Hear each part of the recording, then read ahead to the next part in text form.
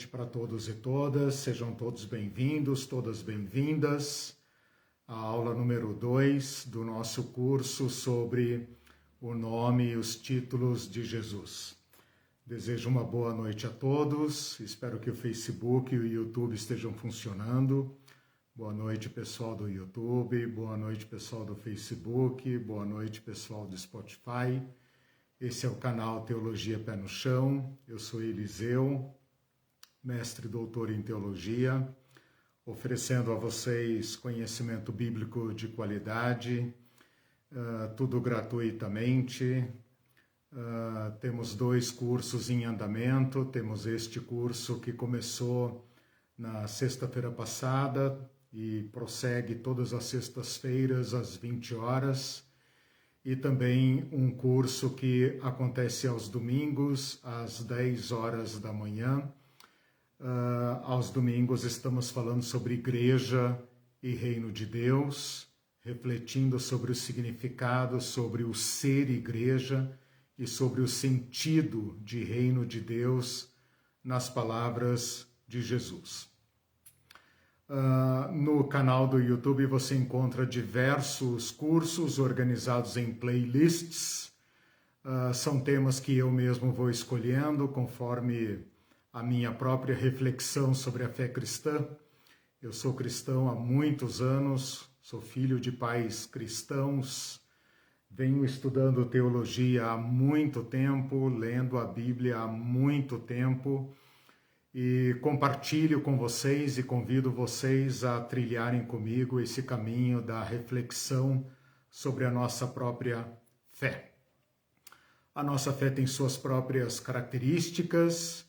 Estamos vivendo um momento extremamente crítico, difícil para todo mundo e também difícil para nós cristãos. Difícil internamente por causa dos nossos próprios conflitos e difícil também externamente por causa da conduta dos cristãos e do posicionamento dos cristãos na sociedade.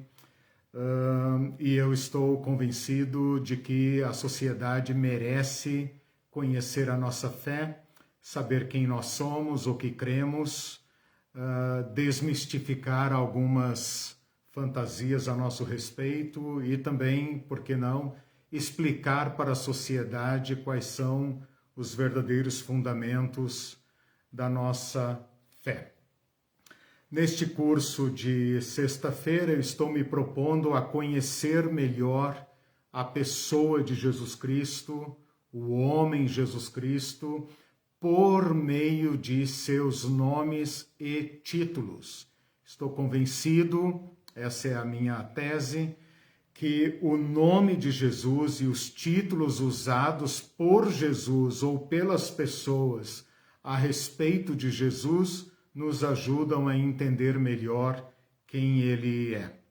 Enquanto nós vamos recepcionando aí os irmãos e irmãs, amigos e amigas, por favor, curtam esta transmissão, compartilhem. Também lembrem-se de se inscrever no canal. Acho que nós estamos ali com 897 inscritos. Já tinha 897, daí algumas pessoas se inscreveram e nós ficamos empatados da semana passada para essa. Tem isso também, as pessoas se desinscrevem. Mas nós estamos aí 2 vezes por semana, às sextas-feiras, às 20 horas e domingo às 10 horas, compartilhando a nossa fé. Depois essa transmissão é compartilhada também no Spotify, de modo que as pessoas tenham mais acesso a esse material. Na aula passada, sexta-feira passada, eu abri esse curso apresentando o nome Jesus, explicando o que ele significa, sua importância, seu conteúdo teológico.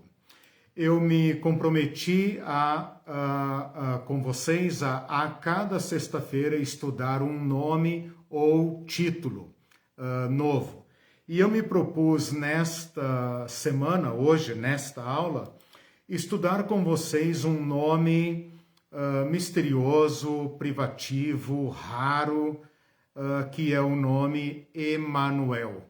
Então, na aula passada nós estudamos o nome Jesus, na aula de hoje vamos estudar o nome Emanuel. Na próxima aula a gente continua, eu acho que eu reservei para a próxima aula o nome, título, Cristo, Messias, Cristo. Tão comum, tão pouco compreendido, ainda mais nos últimos anos, né? Depois que um certo xará inominável popularizou esse nome aqui para nós brasileiros, né? Um nome também que nós precisamos conhecer bem. Bom, eu queria falar então hoje com vocês sobre esse nome Emanuel. Nós brasileiros, nós latinos, conhecemos bem esse nome. Parece para nós que todo homem português se chama Manuel, né? Um nome que se tornou extremamente popular na nossa língua, Manuel, Manoel ou Manuel, também na sua forma feminina, Emanuele, né? Na sua forma popular, como apelido Manel, né? Mané, a gente fala até, o cara é um mané, né? Esse mané é a forma mais popular, mais rude, talvez corrompida, do nome original Emanuel. Então parece que o nome Manoel é um nome inventado pelos portugueses, assim como Joaquim, né? Parece que todo homem português se chama Joaquim ou Manuel. Quando a gente vai contar piada de português, a gente fala, eram dois portugueses, um chamava Joaquim e o outro Manuel, né? E a gente mal se dá conta de que tanto Joaquim como Manuel são nomes hebraicos, né? E por causa da força da Igreja Católica na Europa medieval, especialmente na Península Ibérica, né? Espanha e Portugal, esses nomes se tornaram extremamente populares do Antigo Testamento através da Igreja Católica nesses povos de fala latina. Então é muito comum que os nomes hebraicos, nomes judaicos, né? Tanto do Antigo como do Novo Testamento, tenham sido usados pelos cristãos. E esse é o caso, então, do nome Manuel. Bom, esse é um nome que você até poderia pensar, tá, mas por que nós vamos estudar esse nome? Esse é um nome raríssimo. Na Bíblia, ele pode ser popular entre nós aqui, brasileiros, portugueses, espanhóis, franceses, etc., mas na Bíblia, no mundo hebraico, na literatura do Antigo e Novo Testamento, ele é um nome raríssimo. Tão raríssimo que ocorre em toda a Bíblia apenas 3 vezes. Então, se o nome Jesus é um nome que tanto na sua forma hebraica, Josué e derivados, como na sua forma grega, Jesus, ocorre centenas de vezes na Bíblia, né? Especialmente por causa do homem Jesus Cristo, com o nome Emanuel é o contrário. Esse nome é raríssimo. Não tem ninguém na Bíblia chamado Manuel, nem na forma de variantes. Então, apenas 3 vezes esse nome ocorre na Bíblia toda, sendo 2 vezes no Antigo Testamento em Isaías, nos capítulos 7 e 8, uma vez no capítulo 7, uma vez no capítulo 8, e uma vez em Mateus, no Novo Testamento, em Mateus, com referência a Jesus. Então vejam bem, nós temos pouco material para pesquisar e para buscar o sentido deste nome. Então, como é que eu vou desenvolver a aula de hoje? Primeiro, primeira parte da aula, eu vou explorar esses textos de Isaías e Mateus. Então, Isaías capítulo 7, Isaías capítulo 8, Mateus capítulo 1, né? Já vou ler os textos para vocês. Então, nós temos uma base de dados muito enxuta, muito limitada. Apenas 3 versículos. E nós vamos ter que nos virar com esses 3 versículos. Porém, o nome Emanuel, apesar de ser raro, ele tem um profundo e riquíssimo significado teológico. Então, na segunda parte da aula, eu quero explorar este conteúdo teológico e como foi que Mateus se apropriou desta profecia de Isaías e a atribuiu a Jesus Cristo, e o significado teológico, então, deste nome. Então, embora o nome seja raro, o significado dele é de altíssimo nível teológico e de profunda importância para nós cristãos. Então, é isso que nós vamos fazer nesta aula de hoje. Bom, o nome Emanuel é hebraico, ocorre lá em Isaías, né, como eu falei para vocês, e em Mateus ele vai ser basicamente transliterado. Então, quando nós estudamos o nome de Jesus, nós vimos que ele tem uma forma hebraica, Yehoshua, né? E depois ele é simplificado, não bem transliterado, ele é simplificado para a forma grega Yesu. No caso do nome Emanuel, ele é hebraico e transliterado para o grego. O que significa transliterado? Significa que o hebraico usa um tipo de alfabeto, o alfabeto semítico, o grego usa outro tipo de alfabeto, e quando a gente translitera, a gente apenas muda os caracteres, mas preserva os sons. Então, como que é Emanuel em hebraico? Emanuel. E como que é Emanuel em grego? Emanuel. Apenas escrito com seu próprio alfabeto. Então, a palavra no livro de Isaías, em hebraico, é Immanuel. E é composto de El, esse sufixo El é o nome Deus, e um nome que significa Deus Todo-Poderoso, é um nome que invoca Deus no seu poder. Portanto, El pode ser traduzido como Deus, mas com o sentido de Deus poderoso, Deus Todo-Poderoso, El. E a palavra Imanu é a palavra in, que significa com, e a terminação plural, primeira pessoa do plural, anu, que é nós. Então, com nós, conosco. A tradução desse nome, então, é Deus conosco.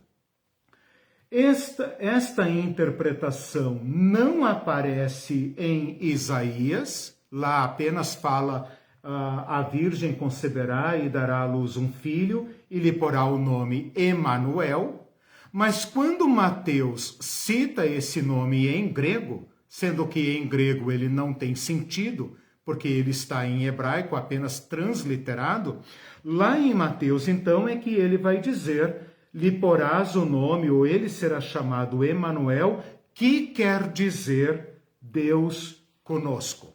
Então, esse nome Emanuel, Manuel, Manuel, Manuela, todas as suas variantes, em todas as suas formas, significa El está conosco, El com nós, Deus está conosco.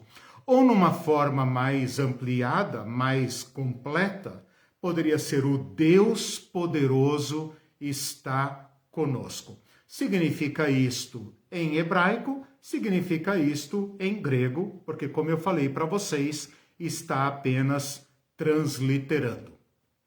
Então, eu já expliquei para vocês o nome, sua origem e seu significado. O nome significa Deus está conosco, ou o Deus Todo-Poderoso está com nós, conosco.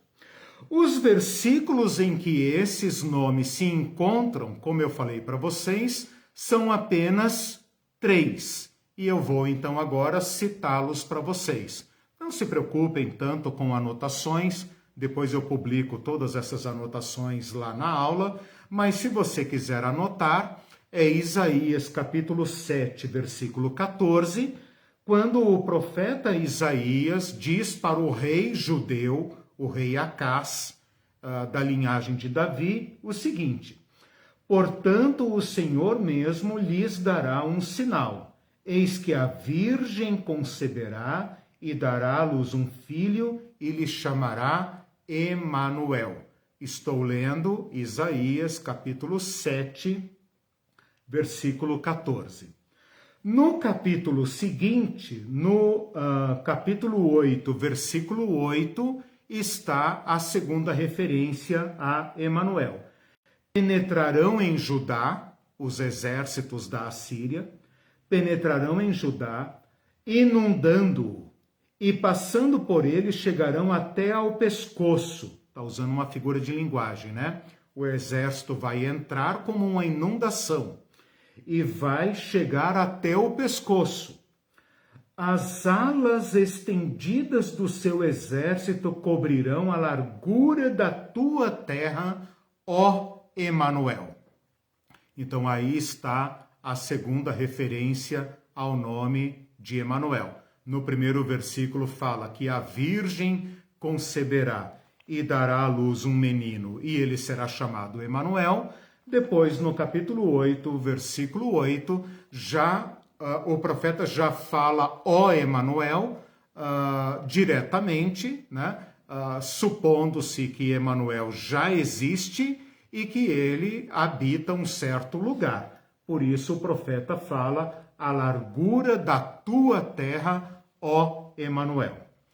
Bom, a terceira referência está no livro de Mateus, quando o anjo anuncia para José que Maria está grávida de um menino especial e fala então o seguinte. Eu vou ler o versículo 2 só para vocês acompanharem o contexto. Ora, tudo isto aconteceu para que se cumprisse o que fora dito pelo Senhor por intermédio do profeta. Eis que a virgem conceberá e dará à luz um filho, e ele será chamado pelo nome de Emanuel.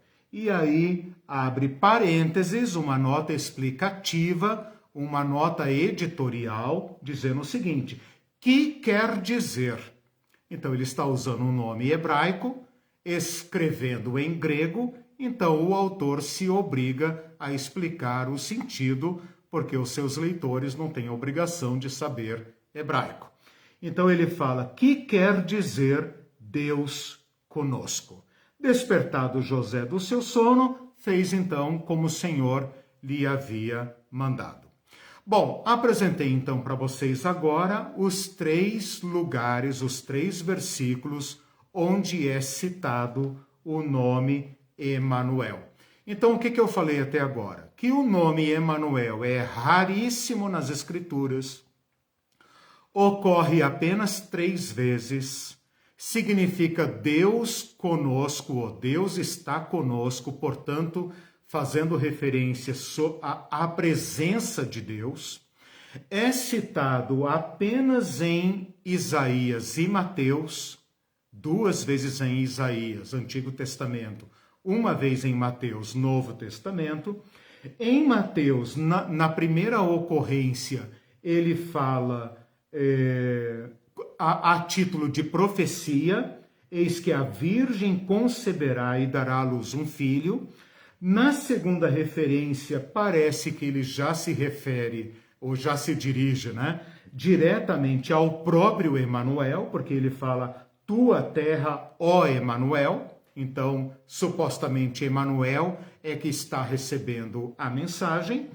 E no caso de Mateus, a referência a Emanuel está na narrativa do sonho de José a respeito da gravidez de Maria.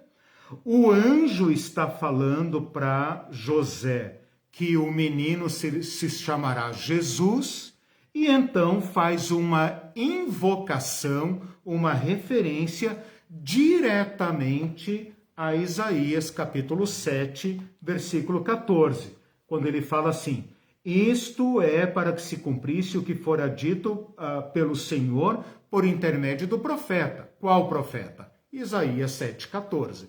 Então vejam bem, de certa forma, as três referências ao nome Emanuel se resumem a duas. Por quê? Porque a referência de Mateus 1,23 é uma citação de Isaías 7,14. Ou, melhor dizendo, uma aplicação. Então, aquilo que o profeta predisse em Isaías 7,14, agora é, de acordo com Mateus, aplicado a Jesus Cristo. Próximo passo que nós vamos dar agora, né? Vocês já estão aí no YouTube, tá bom? O Facebook também está funcionando, graças a Deus. Então vamos andando, né? Eu vou tentar ir devagar para todo mundo me acompanhar e a gente se entender. Então eu citei Isaías 7,14, Isaías 8,8, Mateus 1,23. Qual o próximo passo que nós vamos dar agora? Nós temos que agora pesquisar o contexto. Não basta citar o texto.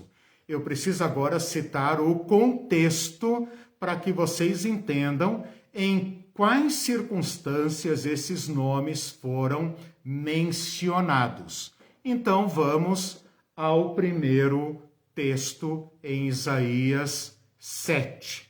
Depois vamos a Isaías 8 e depois vamos a Mateus 1, ok? Então eu mencionei onde os versículos estão citados e agora eu passo a explicar para vocês o contexto dessas citações, dessas referências. Em Mateus capítulo 7, o que está acontecendo é o seguinte. Bom, olha só. Nós temos que voltar 700 anos antes de Cristo. Vou dar um tempinho para vocês recuperarem o fôlego. Isaías 7,14 está separado de Mateus 1,23 700 anos. A gente tem que falar até devagar para ter noção do que isso significa, né? É quase que a história de Portugal inteira. O Brasil tem 500 anos, Portugal começa lá pelo ano 1100, 1200.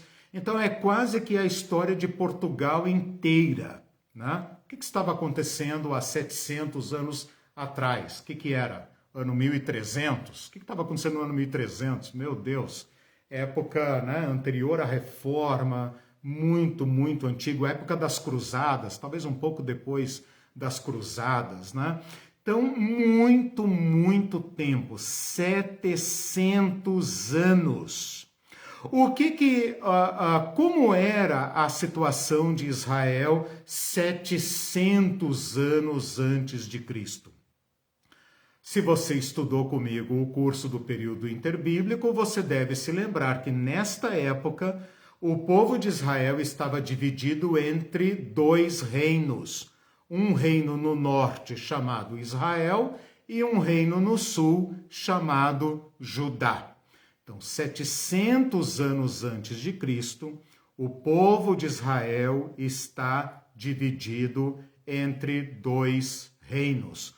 Um no norte, maior, mais poderoso, capital Samaria, e outro no sul, menor, capital Jerusalém, menor, porém é aquele reino que se manteve fiel na maior parte do tempo ao culto de Yahvé. Neste período de Isaías, a situação do povo de Israel e de Judá, israelitas e judeus, é dramática. Por quê? O que é que está acontecendo? Um império, um povo mais deslocado para o nordeste, né? Que a Bíblia chama de Assíria, não confundir com Síria, Assíria, né? Tem o A na frente, A, dois S's, Assíria, está numa fase de expansão. E quando um governo se expande, um povo se expande, ele causa o caos ao seu redor. Os pequenos reinos ao seu redor têm poucas opções, ou fazem aliança, ou então são obrigados a formarem alianças adversárias, oponentes para enfrentar aquela ameaça. Esta expansão da Assíria, então, desequilibra a relação entre Israel e Judá e desequilibra a relação dos povozinhos ao redor, inclusive Síria, Tiro e Sidom, Amon, Moabe, Filisteus, esses povozinhos que você está familiarizado quando você lê o Antigo Testamento. O reino do norte, Israel, está tendendo a fazer uma aliança militar para enfrentar a Assíria. Mas o reino do sul, o reino de Judá, está sendo firmemente exortado a não entrar nesta aliança. Então, o que o reino do norte, junto com os seus aliados, está procurando fazer? Derrotar o reino do sul, derrotar Judá e colocar no trono de Davi, do filho de Davi, um representante seu. Então, o reino de Judá, o reino do sul, do sucessor de Davi, está sendo ameaçado. É exatamente nesta situação que o profeta Isaías vai ao rei Acás, que é sucessor de Davi, dizendo para ele: o rei, é o seguinte, não tenha medo de Israel, não tenha medo dos aliados de Israel, porque o Senhor Yahvé, o Deus de Davi, vai proteger o reino de Judá. Então prestem atenção no drama desta situação. Todos esses povos da Palestina estão sendo ameaçados por um povo poderoso, violentíssimo, cruel, que é o povo assírio. O fato de eles terem se levantado e estarem expandindo em relação à Palestina provoca o caos. O que esse povo resolve fazer? Uma aliança militar para enfrentar a Assíria. Israel, que é o reino mais poderoso do norte, quer que Judá entre com ele nesta aliança. Mas o povo de Judá não quer entrar nessa aliança. Então, o que Israel pretende fazer? Ameaçar Judá e obrigar Judá a entrar com ele na aliança. Quando o profeta Isaías chega para o rei Acás, se você olhar aqui comigo no versículo 3, no versículo 4, veja o versículo 4, Isaías capítulo 7, versículo 4. Acautela-te, o profeta falando para o rei Acás. O rei Acás está desesperado. E o profeta falando para ele, acautela-te, aquieta-te, não tenha medo, não se desanime o seu coração por causa desses dois tocos de tições fumegantes. Quem são esses dois tocos de tições fumegantes? O reino de Israel e o reino da Síria, não a Síria, Síria. Por causa do ardor da ira de Rezim e da Síria, e do filho de Remalias. Está falando o nome dos reis de Israel e da Síria. Eles estão tentando te ameaçar, mas o Senhor, olha o versículo 7, isto não subsistirá, nem tampouco acontecerá. Então, o profeta está dizendo para o rei de Judá o seguinte: não faça aliança e não tenha medo. E o rei de Judá está desesperado, porque ele pensa, não temos saída. Ou nós nos aliamos com Israel e Síria, ou então nós vamos ter que nos aliar com o Egito contra todos eles, né? E o profeta, olha a loucura disso, o profeta está dizendo, não façam aliança. Imagina a situação desse rei Acás. No versículo 10, o profeta fala para Acás dizendo o seguinte, pede ao Senhor, você está com medo? Então pede ao Senhor teu Deus um sinal e ele te dará.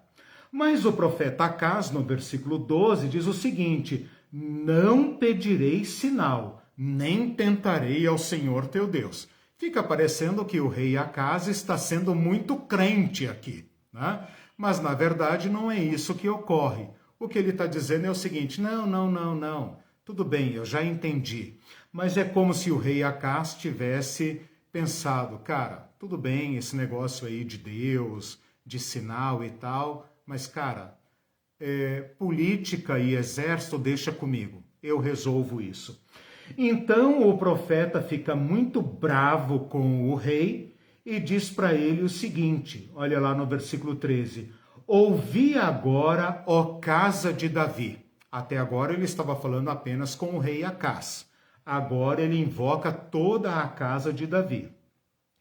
Acaso não basta cansar os homens? Vocês ainda pretendem cansar a Deus? E então vem o versículo 14. Portanto, o Senhor mesmo lhes dará um sinal. Então esse é o contexto. O profeta está dizendo, o que você teme não acontecerá. Tem dúvidas? Pede um sinal que eu te darei. E o rei, não por fé, mas por incredulidade, diz, não vou pedir um sinal. Mas o profeta, discernindo o que estava acontecendo, diz para ele, ó rei, você e toda a sua casa, não basta irritar os homens, ainda pretende irritar a Deus com seus pecados, com sua teimosia? Porque esse rei Acás não era flor que se cheire. Então, na teimosia do rei em crer, até mediante um sinal, Deus se antecipa por meio do profeta e promete um sinal. O Senhor mesmo lhes dará um sinal. Vocês não pediram um sinal, mas Deus vai esfregar na cara de vocês um sinal. Eis que a virgem conceberá e dará à luz um filho e lhe chamará Emanuel. Esse texto é muito discutido porque ele cai numa polêmica linguística e as pessoas ficam discutindo o que significa aqui virgem, né? Se significa mulher que não teve relações sexuais, ou se significa mulher que ainda não teve filho, né? Jovem casada, uma noiva, como Maria, né? Então há uma discussão gigantesca a respeito disso, não é possível determinar o assunto apenas com base em tradução e exegese, é necessário que a gente aqui trabalhe teologicamente, ou seja, no nível da interpretação, do sentido amplo do texto. Então, para todos os efeitos, nós temos que pensar aqui o seguinte, se esse texto se referir a uma jovem mulher, casada ou não, qual seria o sinal? Se fosse uma jovem mulher não casada, então o profeta aqui estaria dizendo que essa mulher teria um filho mediante prostituição ou adultério, se ela estivesse já desposada com um homem com o qual ainda não havia tido relações sexuais. Então, para esse texto fazer o seu sentido mais natural, parece que a lógica nos indica interpretar esse texto como sendo uma menina não casada, portanto, que nunca teve relações sexuais.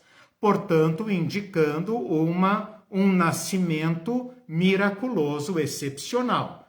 Apenas isto daria sentido à palavra sinal, né? Uma mulher não casada, não comprometida com um homem, ter um filho não é um sinal, seria um absurdo, seria uma aberração. Uma mulher casada, embora jovem, mesmo que nunca tivesse tido filhos, ter um filho e conceber não seria nada que se pudesse chamar de um sinal. O problema é que na sequência do texto dá a impressão que esta criança nascerá imediatamente, porque no versículo 15 vai dizer assim: ele comerá manteiga e mel quando souber desprezar o mal e escolher o bem. Ou seja, essa criança viverá num lugar normal, num lugar de fartura. Se vai comer manteiga e mel, significa que tem gado, que tem terra, que a produção agropecuária está normal. E que esta criança vai se desenvolver normalmente e ela vai logo aprender, vai entrar na idade da razão e vai saber desprezar o bem e o mal. Versículo 16. Na verdade, antes que este menino saiba desprezar o mal e escolher o bem, portanto, antes que ele entre na idade da razão, 7 anos, né, será desamparada a terra ante cujos 2 reis tu temes. Está falando para Acaz, dizendo o seguinte: você está com medo do rei de Israel, está com medo do rei da Síria, não a Síria, Síria.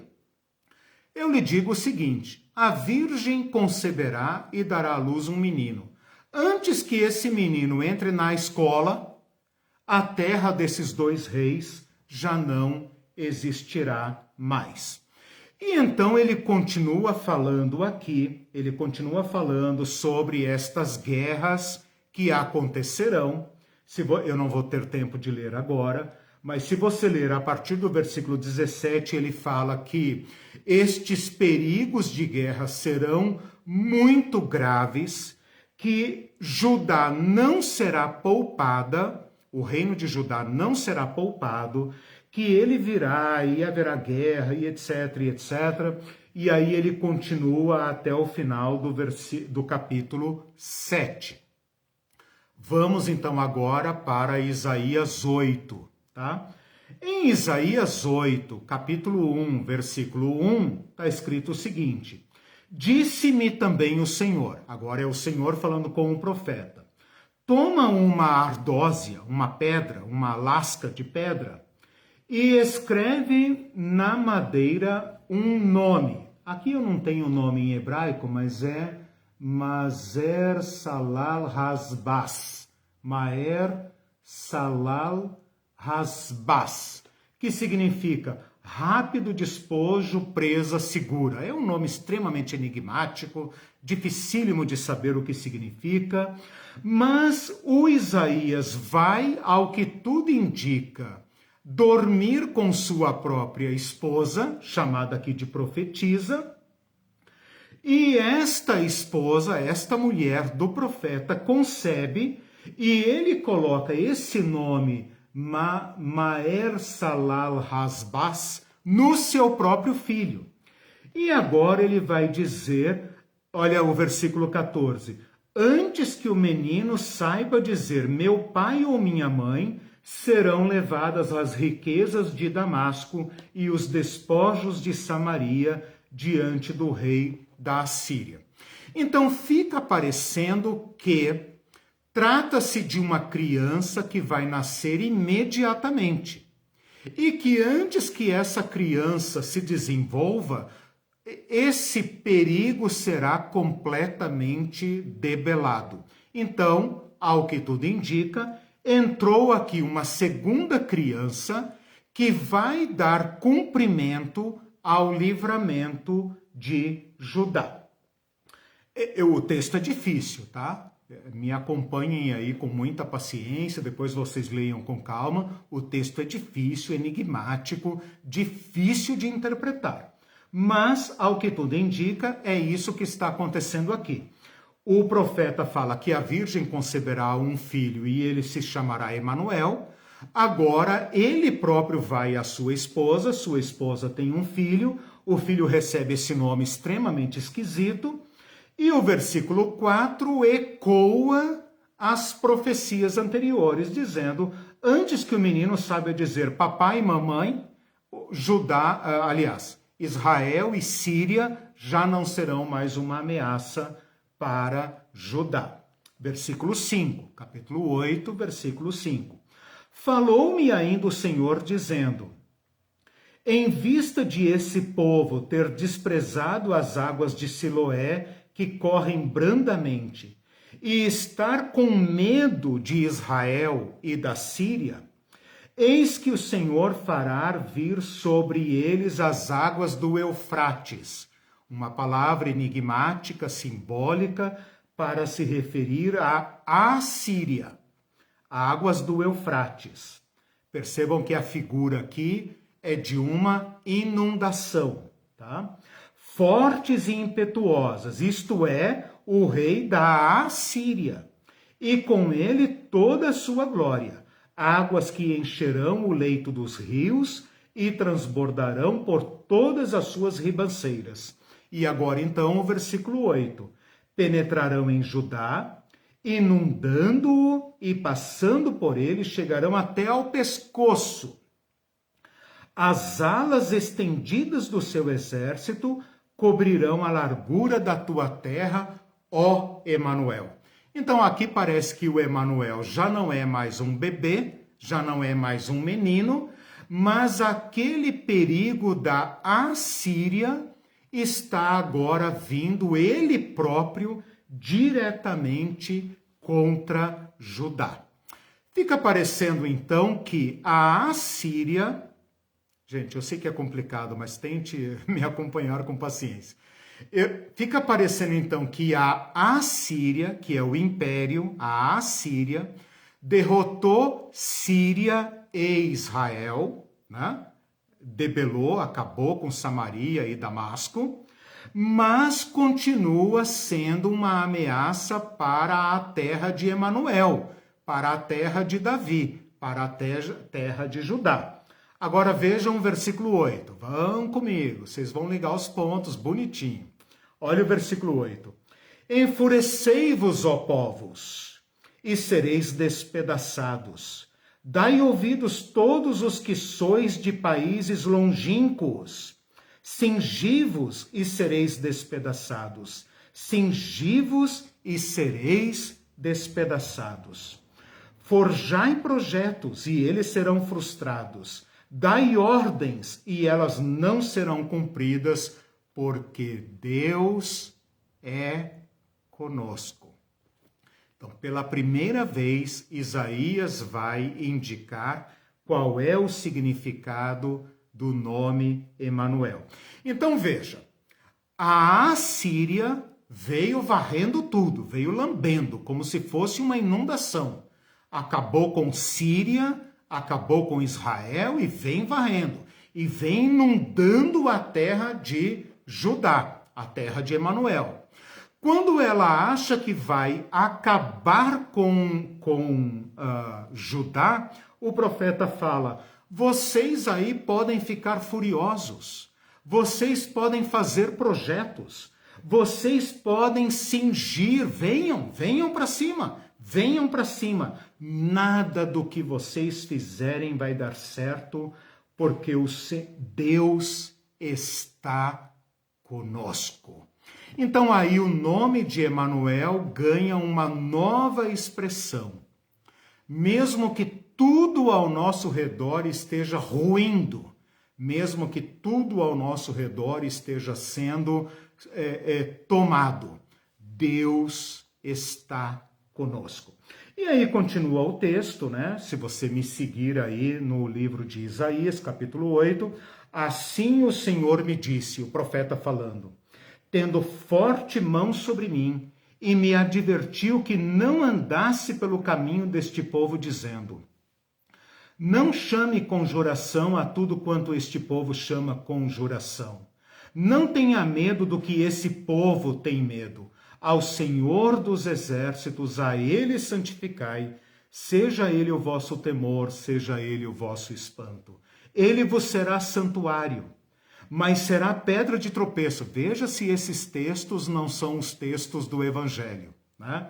Ele será nosso santuário, será nosso templo, ele será rocha de ofensa e de tropeço às duas casas de Israel, portanto Israel e Judá, laço e armadilha aos moradores de Jerusalém.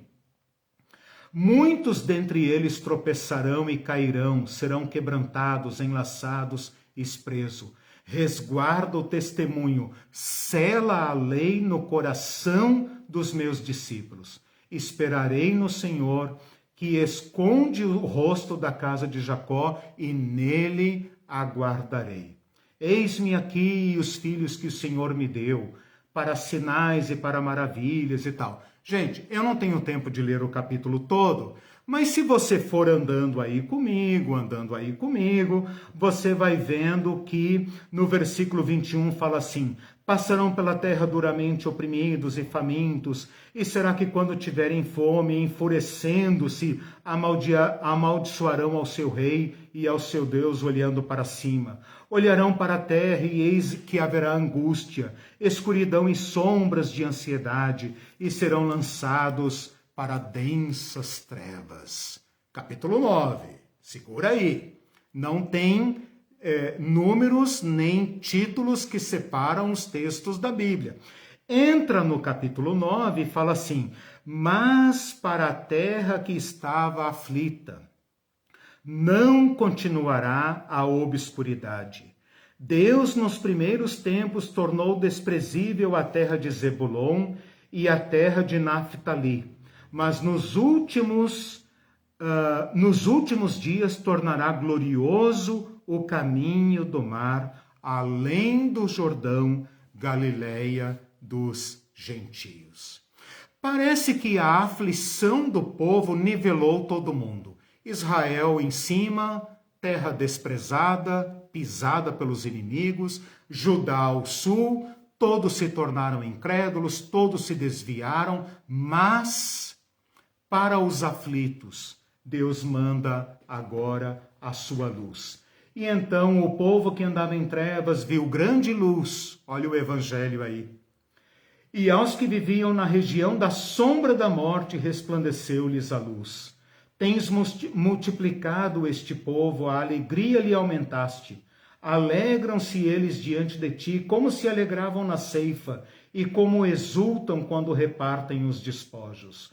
Tu quebraste o jugo que pesava sobre eles, a vara que lhes feria os ombros, e o cetro do seu opressor, como no dia dos midianitas, etc, etc. E eu estou ansioso para chegar no versículo 6, porque agora nós vamos achar o Emanuel. Porque um menino nos nasceu, um filho se nos deu, o governo está sobre os seus ombros, e o seu nome será Maravilhoso, Conselheiro, Deus Forte, Pai da Eternidade, Príncipe da Paz, para que aumente o seu governo e venha paz sem fim sobre o trono de Davi e sobre o seu reino, para o estabelecer e para o firmar, mediante juízo e justiça, desde agora e para sempre. O zelo do Senhor dos exércitos fará isto. Com esta brevíssima e complexa exposição, eu mostrei para vocês o contexto do nome Emanuel. Para compreender, é necessário ler Isaías 7, Isaías 8 e Isaías 9. Parece que ali tem pelo menos duas crianças. Uma que é o cumprimento imediato da profecia, aquele menino que antes que saiba falar papai e mamãe, Deus já teria livrado o povo de Judá.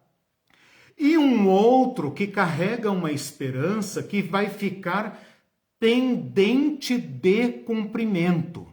Então, esse nome, ele tem, digamos, uma parcela de cumprimento imediato, no sentido de que Deus protegeu o seu povo e a casa de Davi foi preservada. E esta casa de Davi vai passando pela história, esses 700 anos, até chegar a Jesus Cristo.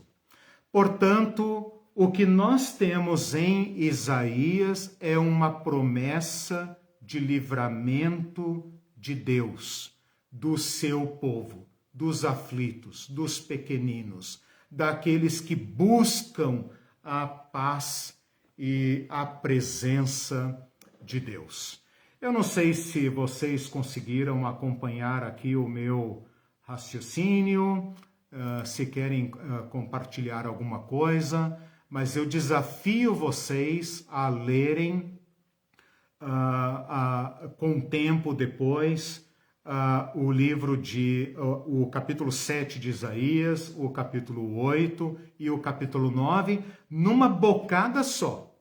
Vocês vão ver que muitos daqueles textos que eu li estão citados no Novo Testamento, ou seja, os primeiros cristãos, para entenderem Jesus Cristo, para entenderem a vida e obra de Jesus Cristo, recorreram ao Antigo Testamento, às profecias, e encontraram nos profetas predições a respeito de Jesus Cristo.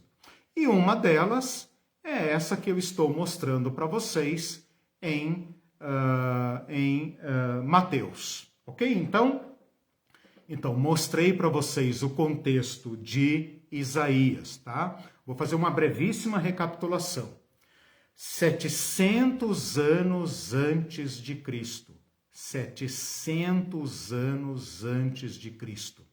Quando o povo de Israel está sob ameaça nível elevadíssimo, a um ponto que o próprio reino de Israel pensa em atacar Judá para forçá-lo a uma aliança. O profeta intervém para dizer: não façam aliança, não façam aliança. Deus tem uma promessa com a casa de Davi. E promete, então, o nascimento desse menino Emanuel. Este menino parece que tem um cumprimento imediato, porque tem a ver com o livramento do povo de Judá daquelas ameaças presentes ali, né? Não poderia estar falando apenas de Jesus. Ora, se o rei Acaz estava com medo das ameaças e o profeta falasse apenas de um menino que viria 700 anos depois, 700 anos depois, já está tudo perdido, né? Então, parece que tem ali um menino envolvido naquela profecia, mas mesmo assim, a promessa é tão grande, tão rica, que este Emanuel transcende os eventos históricos e promete uma salvação que não se deu no contexto imediato. Então é como se o nome Emanuel tivesse duas dimensões. Uma dimensão imediata, que é o livramento da casa de Davi e do povo de Deus. Mas a maior parte deste cumprimento fica em aberto, fica pendente, né? O que acontece nesses 700 anos? Bom, o povo de Israel cai na mão da Assíria, o povo de Judá cai na mão da Babilônia, a Babilônia cai na mão dos Medo-Persas, curso do período interbíblico, né? Os Medo-Persas caem na mão dos gregos, os gregos caem na mão dos romanos, e Jesus nasce nesse período, ou seja, em 700 anos, o povo está com a água pelo pescoço. Não tem refresco. As promessas não se cumprem. Não veio o Deus, o governo lá, né, de maravilhoso, conselheiro, Deus forte, Pai da eternidade, príncipe da paz. Nada disso veio. Cada um que se apresentou foi apenas uma pequena chama nas trevas. Agora então nós chegamos a Mateus. Império Romano, opressão total, rei Herodes governando Jerusalém, a casa de Davi está tão empobrecida que o José e a Maria moram lá na Galileia dos gentios. Lá na Galileia dos gentios, lá que está escondida a casa de Davi para sobreviver. E o livro de Mateus começa assim: genealogia de Jesus Cristo, filho de Davi. Genealogia de Jesus Cristo, filho de Davi. Ora, José é filho de Davi, Maria aparentemente também é da casa de Davi. Ambos são provavelmente jovens, estão noivos, Maria é virgem, tanto no sentido de ser uma moça novinha, em idade de casar-se, portanto já teve a sua primeira menstruação, já foi dada em casamento, provavelmente muito jovem, 14, 15, 16 anos por aí. José às vezes se diz que é velho, mas provavelmente também era um jovem, aí por volta dos seus 18, 19, 20 anos.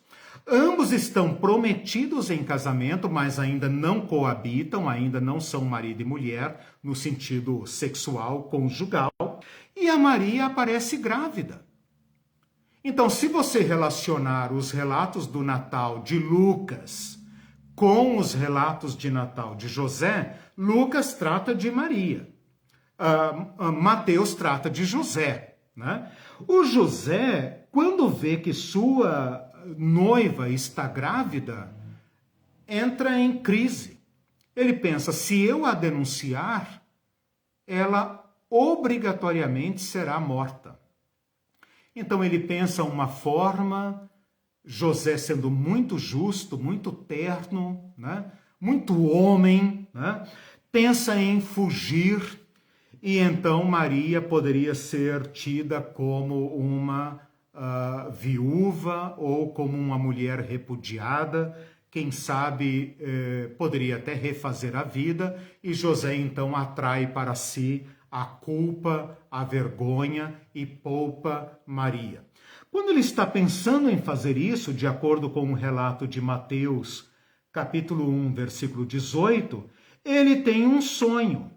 E neste sonho, versículo 20, Mateus, capítulo 1, versículo 20, diz assim: um anjo do Senhor aparece para José e fala: José, filho de Davi, não tenha medo de receber Maria, tua mulher, porque o que nela foi gerado é do Espírito Santo. Ela dará à luz um filho e lhe porás o nome de Jesus, nome que nós estudamos na aula passada. Lhe porás o nome de Jesus e dá a explicação, porque ele salvará o povo dos pecados deles.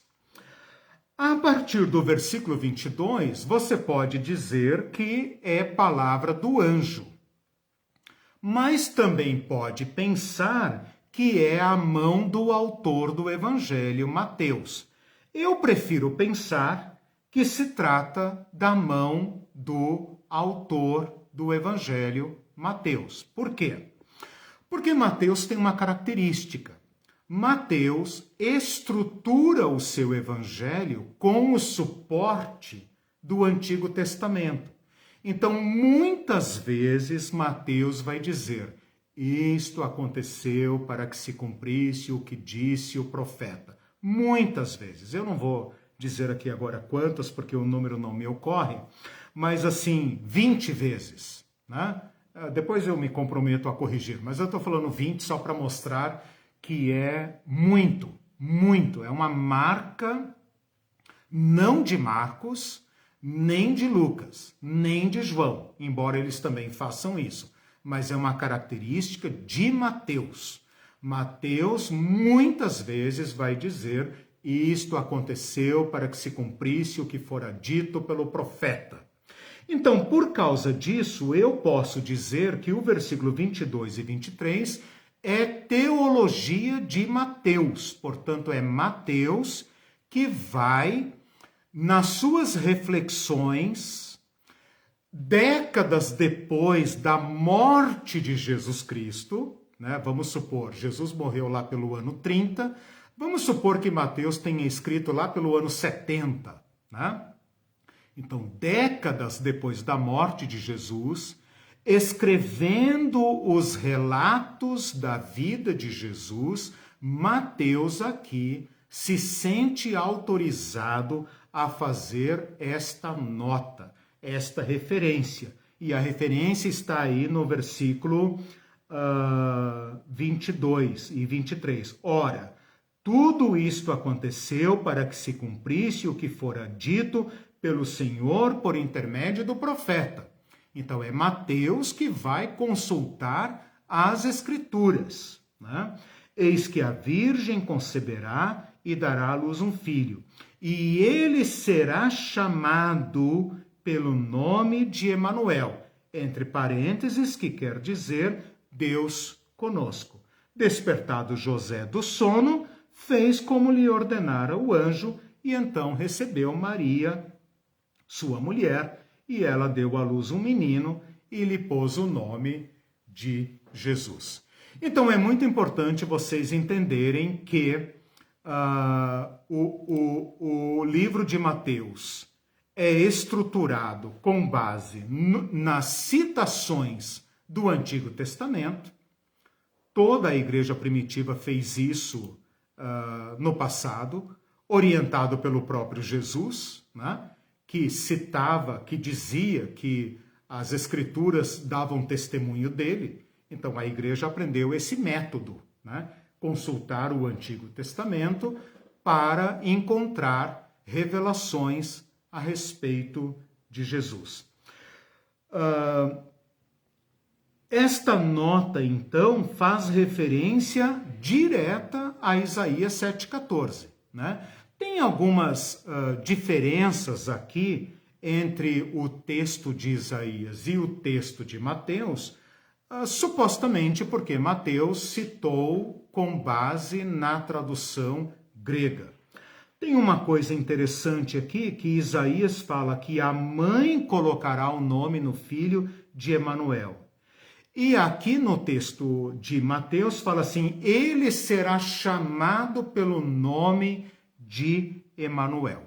Ele será chamado pelo nome de Emanuel. Com isso, Mateus não está querendo dizer que Jesus teria dois nomes, Jesus Emanuel. Assim como a gente fala João Emanuel, José Emanuel, Carlos Emanuel, né? Mateus não está querendo dizer que Jesus teria um nome composto, Jesus Emanuel. Ele está querendo dizer que o menino seria chamado Jesus e que este Jesus cumpriria a profecia plenamente de Isaías, que significa Deus conosco. Então, Mateus está fazendo aqui uma aplicação do profeta a Jesus. Então, se aquela profecia de Isaías tinha ficado frustrada, por que frustrada? Porque não nasceu um menino capaz de dar plenitude ao que o nome Emanuel invocava. Mateus agora, inspirado pelo Espírito Santo, atesta que Jesus é o cumprimento pleno. Jesus é o verdadeiro Emanuel. Jesus é aquele em quem Deus está presente para salvar. E aí a gente poderia perguntar aqui também o seguinte, tá, mas peraí, Mateus está dizendo que Jesus seria chamado pelo nome de Emanuel, mas ninguém chamou Jesus de Emanuel, não existe ninguém, nem o próprio Mateus chama Jesus de Emanuel, nem Marcos, Lucas, João, nem Paulo, nem ninguém nunca chamou Jesus de Emanuel. Então, Mateus errou? Mateus fez aqui uma derrapada, digamos assim? Vejam, Mateus está escrevendo décadas depois da morte de Jesus Cristo. Se ele tivesse percebido que esta profecia de Isaías não se aplica a Jesus Cristo, ele poderia muito bem ter pulado esse versículo.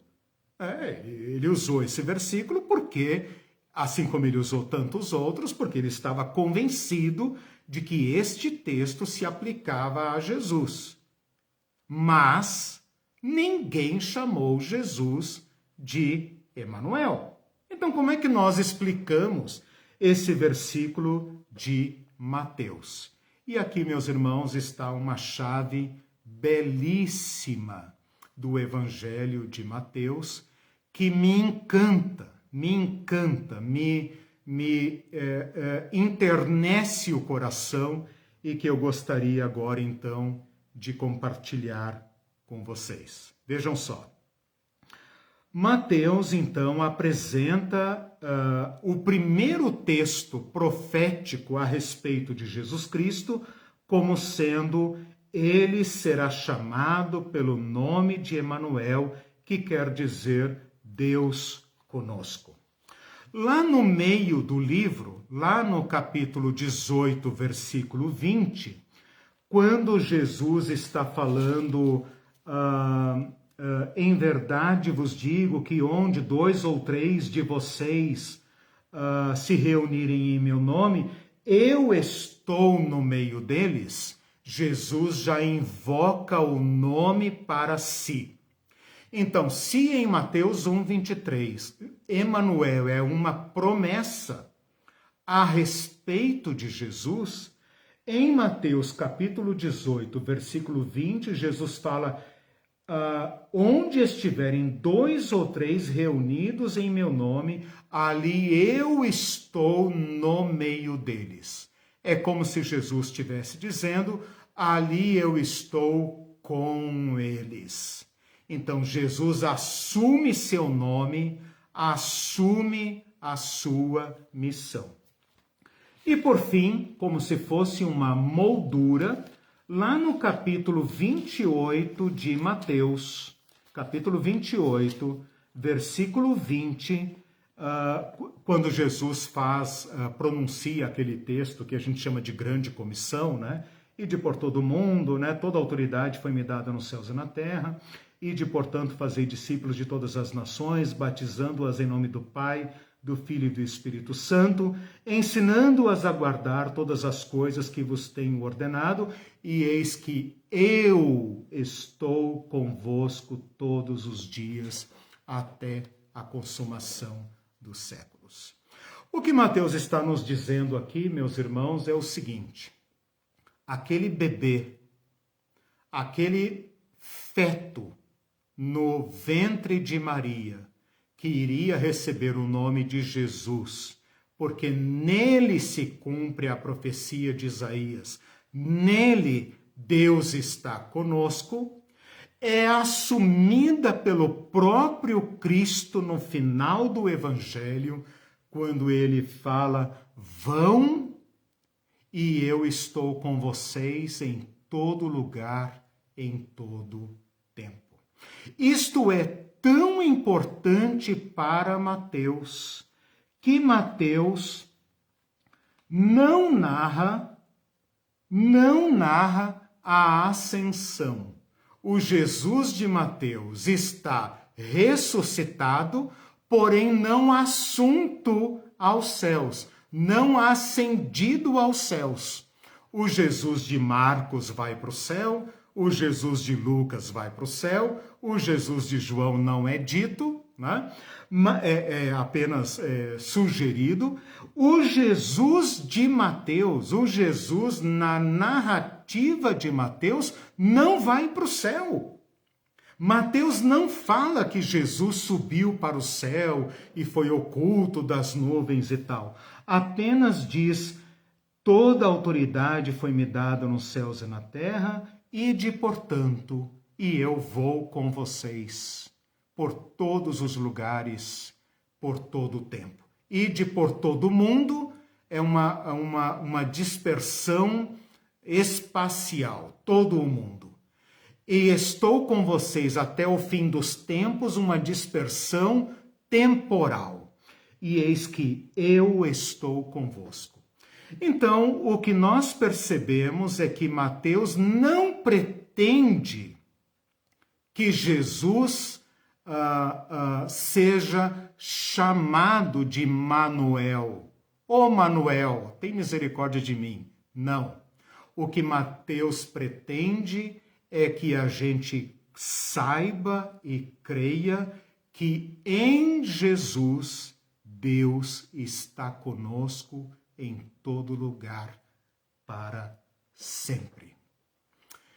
Por isso ele estrutura o seu evangelho como se fosse uma capa com o nome Emanuel e a contracapa com a despedida de Jesus ou a afirmação de Jesus: eu estou convosco. No primeiro texto fala: ele estará com vocês, Deus estará com vocês. E no final do texto, Jesus pode dizer: eu estou com vocês. Ora, estar conosco em todo lugar, em todo tempo, é coisa que apenas Deus pode cumprir. Portanto, Jesus é efetivamente o Deus conosco. Nele, Deus está conosco. Então, aquilo que foi anunciado no Antigo Testamento, Deus era com ele e Deus estava com ele, agora alcança em Jesus Cristo a plenitude. Essa é então, digamos, a primeira parte da aula em que eu explico o nome Emanuel. Eu falei para vocês que é um nome raro, porém preciosíssimo. E era isso que eu queria apresentar para vocês.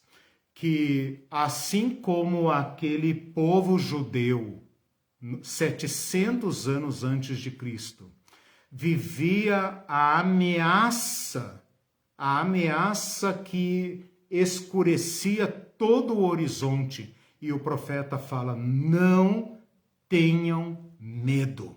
Deus está com vocês. Em Jesus Cristo, isso assume a plenitude, porque ele diz: eu estou com vocês. Não tenham medo. Eu estou com vocês. Então era isso que eu precisava falar. Eram 3 referências bíblicas com esse contexto muito rápido, né? Muito resumido. Deixe-me ver aqui se eu consigo recuperar algum comentário de vocês. Deixe-me ver se eu consigo. Tô vendo que vocês estão aqui. A Cláudia está falando aqui do Messias, né? Como eles poderiam ter esperado outro, né? Que não fosse um chefe político-militar. Eu vou tratar muito disso na próxima aula, Cláudia, quando eu falar do Cristo, né? Messias, Cristo, né? Eu vou dedicar uma aula para isso. Essa aula vai requerer uma revisão, né? Infelizmente, o Facebook não me permite acessar os demais comentários. Fica aqui apenas os últimos. Então, eu estou vendo que tem 12 comentários aqui, mas eu não tenho acesso. Bom, gente, eu espero então que eu tenha esclarecido. Eu apresentei o nome Emanuel, apresentei o significado dele, apresentei a origem, apresentei os 3 textos, apresentei os 3 contextos e apresentei a profecia de Isaías e apresentei o cumprimento em Mateus como sendo atestado teologicamente por Mateus como tendo se cumprido em Jesus Cristo. Ok?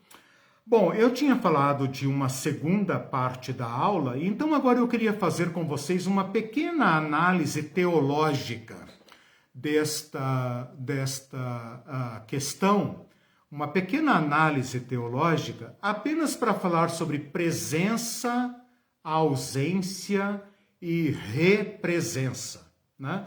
Quero fazer então agora uma pequena análise teológica, apenas para que agora então a gente aprofunde a questão ou o significado teológico do Deus conosco. Deus está presente conosco. Então esse nome, Emanuel, pode ainda nos dar mais conteúdo se nós analisarmos rapidamente a questão da presença de Deus. Então precisamos apenas, me deem apenas um tempinho aqui para molhar o bico, porque eu falei 1 hora.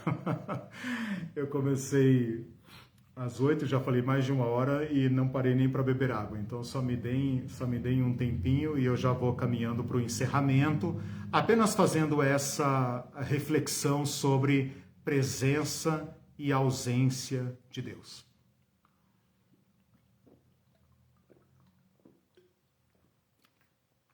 São 3 tempos que eu queria colocar para vocês que resumem e ilustram a nossa teologia, a teologia judaico-cristã, a teologia cristã.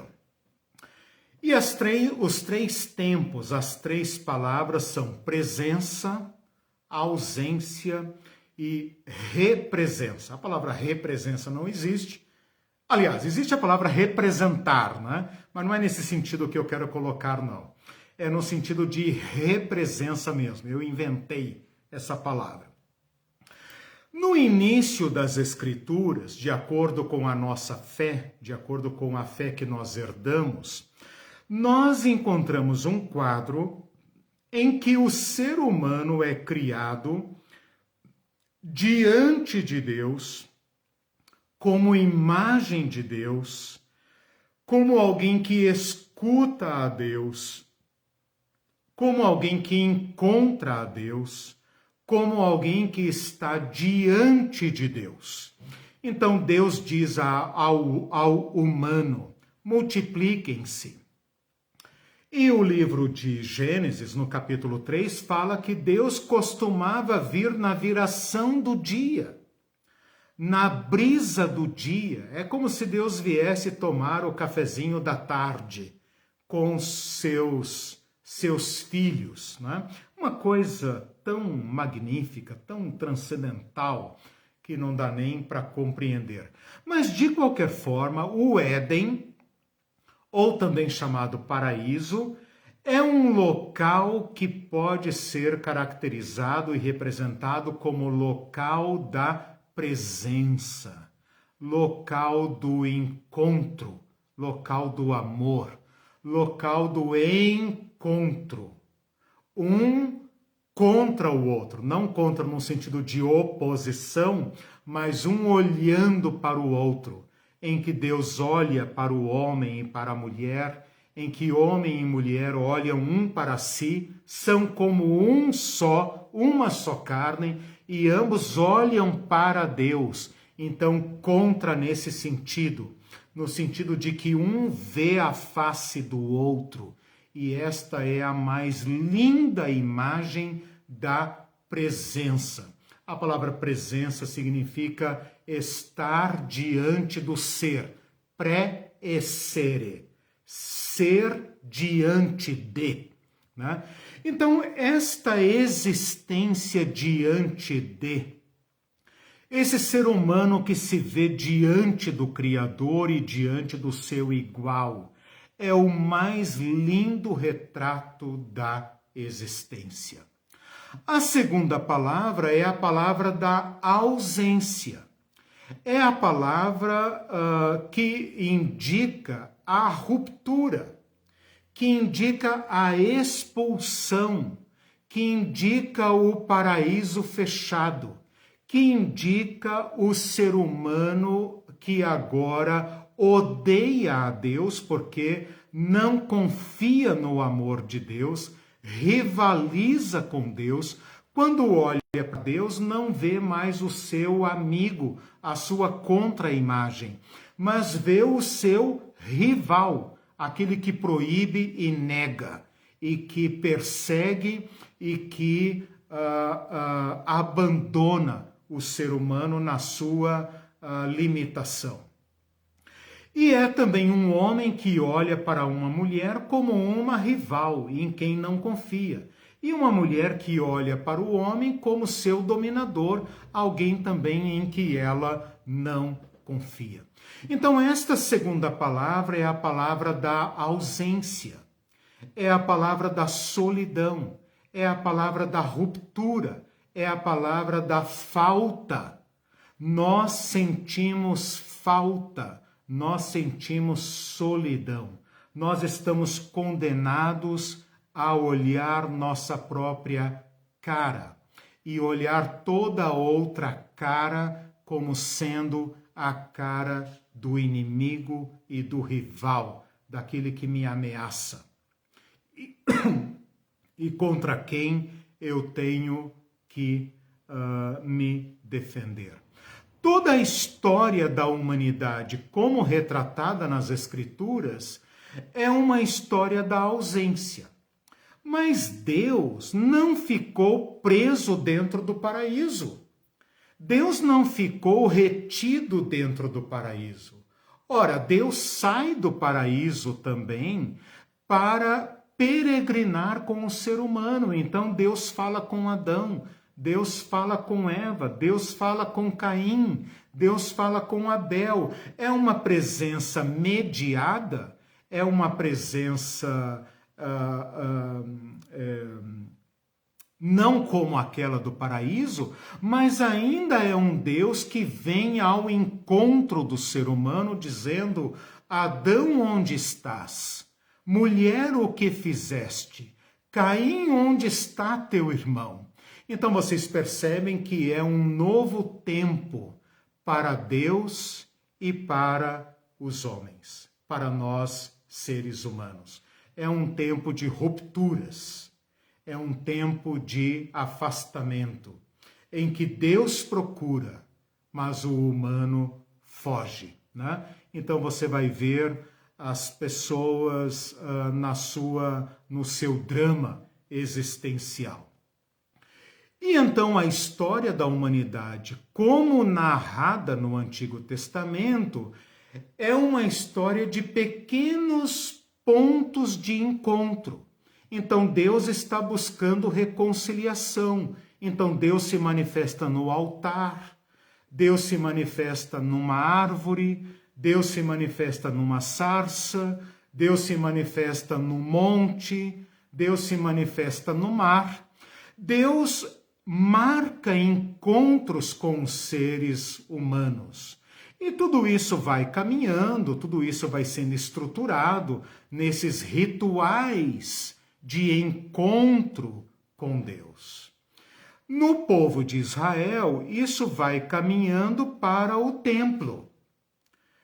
O templo não é uma ideia de Deus, o templo é um lugar oferecido pelos homens a Deus, em que Salomão, ao inaugurar o templo, fala: Senhor, como nós poderíamos te encontrar? Onde nós podemos te encontrar? Se nem os céus e os céus dos céus te podem conter. Mas olha para esta casa, e neste lugar, nesta casa, se aqui for invocado o teu nome, tenha misericórdia e encontre o teu povo nesta casa. E então Deus aceita esta presença, e ele vem, e ele inunda aquele templo, e ele então, através desta manifestação de bondade, de misericórdia, ele convoca todas as pessoas, ele fala: esta casa será chamada casa de oração para todos os povos. Mas ainda é uma presença precária, é uma presença extremamente limitada, extremamente mediada. Em Jesus Cristo, Deus está presente. Em Jesus Cristo não há mais templo de pedra. Senhor, onde nós iremos te encontrar? Em Jerusalém, disse a mulher samaritana, ou aqui neste monte Garizim? Jesus fala: mulher, vem a hora e já chegou, em que nem neste monte, nem em Jerusalém, invocareis o nome de Deus, mas no coração, em verdade e em espírito, vocês invocarão a Deus e Deus lhes responderá. Em todo lugar onde Deus for invocado, esta hora já chegou. E a mulher samaritana creu. E Jesus Cristo foi à presença de Deus num lugar em que Deus não podia ser acessado, na terra dos imundos, na terra dos samaritanos. Mas quando Jesus está para morrer, ele fala: eu não lhes deixarei órfãos, eu lhes enviarei o Consolador. Eu estou com vocês, mas o Consolador estará em vocês. E então a presença do Espírito Santo, o Espírito Santo derramado, é uma antecipação do paraíso, uma antecipação da habitação. É por isso que Paulo pode dizer que nós somos hoje o templo de Deus, o templo do Espírito Santo. Mas ainda não é a plenitude. Ainda são os primeiros raios do sol que iluminam a nossa escuridão. Mas em Jesus Cristo está garantida a reconciliação do humano com Deus. Em Jesus Cristo está assegurada a reconciliação e o encontro. Então, Jesus Cristo é a presença de Deus conosco por antecipação. Mas como Paulo diz, nós ainda gememos e nós ainda estamos ausentes dele. Ainda é uma presença misturada com ausência. Mas no Apocalipse, quando o véu se abre e aquela porta que foi fechada para Adão, para o humano, é aberta novamente, João vê o tabernáculo de Deus com os homens, pois ele com eles habitará, e eles serão o seu povo, e o mesmo Deus estará com eles e será o Deus deles. E ele fala também: nela não vi templo, porque seu templo é o Senhor Deus Todo-Poderoso e o Cordeiro.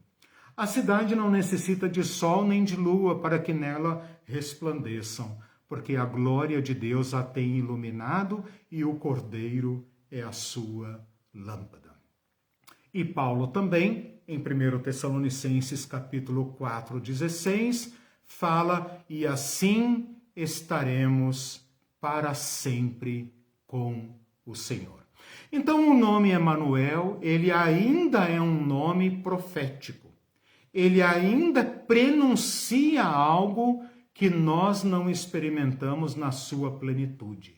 Mas ele é como luz nas trevas, como disse o profeta Isaías. E ele já nos ilumina e já nos chama para a reconciliação e para o encontro.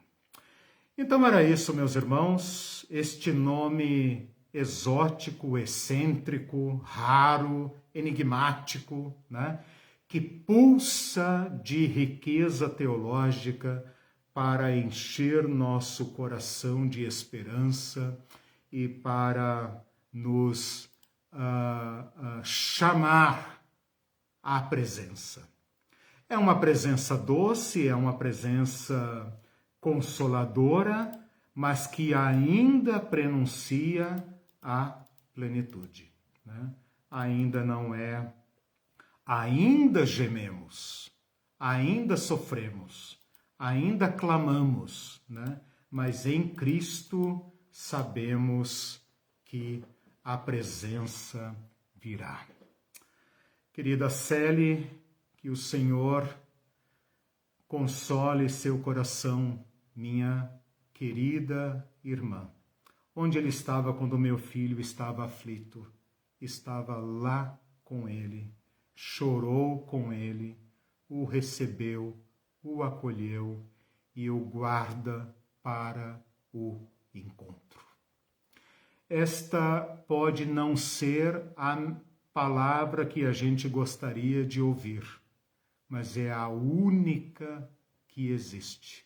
Por isso que Pedro disse em Atos 4:12, o único nome dado a nós por meio do qual podemos ser salvos. Em Emanuel, em um Deus que vem conosco peregrinar até nos levar de volta à presença, nós nos consolamos.